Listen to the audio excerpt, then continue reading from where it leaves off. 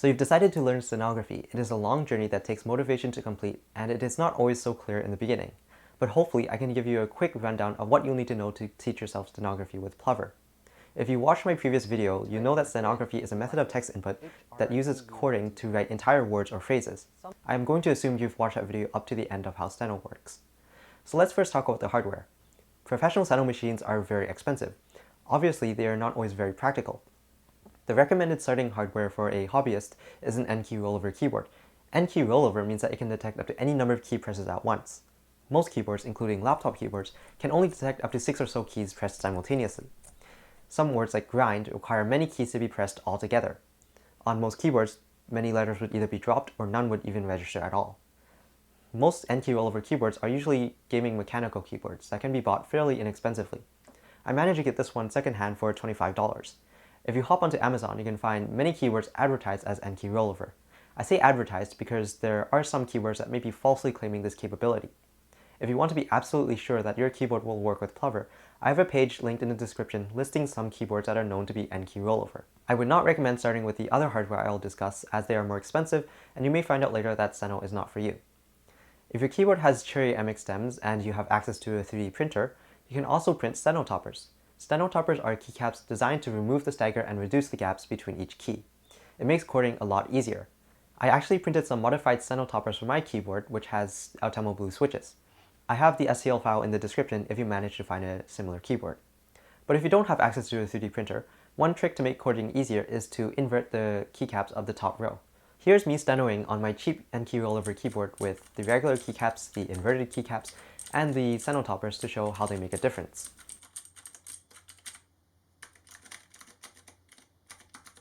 When learning steno with a regular keyboard, you should print out this diagram showing the steno keys on a QWERTY layout. Link is in the description.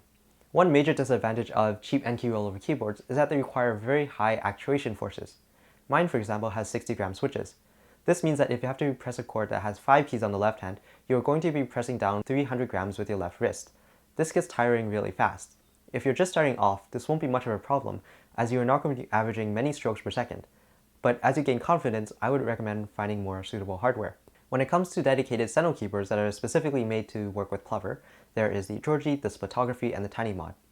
The Georgie is $110, the Splitography is $138, and the Tiny Mod is $160. All of these come pre-assembled. I've linked some pages below talking about each one as I cannot really comment on how they perform since I only have a Georgie. But here are some quick facts about each. The Georgie has 12-gram switches, while the other two both have 35-gram switches. All of these have a serial mode which allow you to use them with Plover while still being able to type regularly on any other keyboard. The Splitography is the only one that has a dedicated number row. The number key in steno acts like a shift key and turns the top row of letters into numbers. On the Tiny Mod and the Georgie, the number key is either in the middle of the vowels or off to the sides. There are of course the other keyboards that will work well with Plover, such as the Korn, Plank, Ergodox, and many others that I've not mentioned. But I'm not a keyboard enthusiast and I've never had any of these, so I cannot really say on how you'd go about using one of these with Plover. There are a lot more knowledgeable people on the Plover Discord, so feel free to ask your questions there. All I know is that some of these can be configured to have a Plover serial layer. If you don't have any special hardware, you can still use Plover with any keyboard via the Arpeggiate function. You individually press the keys to spell a chord and press the spacebar when you're done. It is sort of like sticky keys. With the hardware aspect out of the way, let's talk about the software. I've linked Plover's releases page in the description below, and it's best to get the latest weekly, not the latest stable. The latest stable is from 2017, and it's just really old in general. It doesn't have plugin support, has a somewhat dated UI, and the default dictionary is different from the latest one. Now, with that said, you're going to have to fix the plugins manager yourself, unfortunately. I've linked a page below outlining how to do so. One plugin I would thoroughly recommend for beginners is SpectraLexer. SpectraLexer has a lookup tool that allows you to understand the phonetics a little bit easier. Using it looks like this. So now that you've got your hardware and software, how should one actually go about learning stenography? Learning steno requires a lot of theory. The two theory textbooks available are Art of Coding and Learn Plover.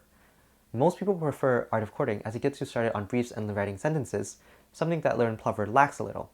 With that said, I only skimmed through Art of Coding after I had learned steno, and I pretty much only relied on Learn Plover for my theory. They are both great resources. Art of Coding introduces you to a lot of briefs, and I find that really nice. But if you prefer Learn Plover, I would definitely recommend you check out this wiki page containing the top 100 English words and their respective Plover briefs and entries. That sounds like a lot, like 100 words? But don't worry, most of these have an easy to remember reason behind them, and you don't have to remember all of them at once. It's very useful to know some of these briefs though, as it will save you a lot of time and frustration when you try to stroke them phonetically. Two other wiki pages that I must mention are the glossary and the misleading strokes in the Plover dictionary. The glossary contains many terms that you should know while learning stenography, while the misleading strokes page has a lot of recommended strokes for certain punctuation and words, as well as why you should not use some other strokes that can be found in the Plover default dictionary. For actually practicing steno, I would recommend StenoJig and TypetyType. I pretty much exclusively used StenoJig when I was starting off, and that really got me going with my journey into stenography. Often I would just set the drill length to 500 words and do it over and over until I got bored. It also has other useful exercises as well, like the one-syllable words, the common words, and the Markov chain-generated sentences. The one-syllable words exercise is especially useful for starting off, as it's a great way to learn the steno layout. TypetyType, on the other hand, has lessons that gradually add more and more elements of Plover theory. TypetyType also saves your progress, and just like with StenoJig, it shows hints for each word. You can easily customize each lesson for length, repetition, and the starting and ending points. I'm afraid I can't really say much more about it, as I've never used TypetyType myself. Just like with the theory textbooks, they are both great resources, and it depends on you as to which one you prefer. When practicing steno, it is also a good idea to have the suggestions window open. This allows you to see if there is a more efficient way to stroke a word after you have written it. This is very useful for fingerspelling. One final subject that I want to talk about are phrasing systems. Phrasing systems work by having starting words on the left hand, middle words on the vowels, and ending words on the right hand. For example, I could write the phrase, "I don't really want to," all in one stroke like so. SWR represents I, OE represents don't, U represents really, PB represents want, and T represents to. As you can see, a phrasing system requires a fair bit of memorization. They are definitely not for everyone, but if you do like to optimize your writing, I would recommend you take a look at one of these. I hope I've covered what you need to know to start learning Plover. It is a long journey, but with dedication, you will achieve results. At times, it'll be frustrating, and you may even consider giving up. If this happens, take a break and come back to it the next day or the week after. Like all things in life, it takes practice and patience to become proficient. I wish you luck with your stenographic adventures.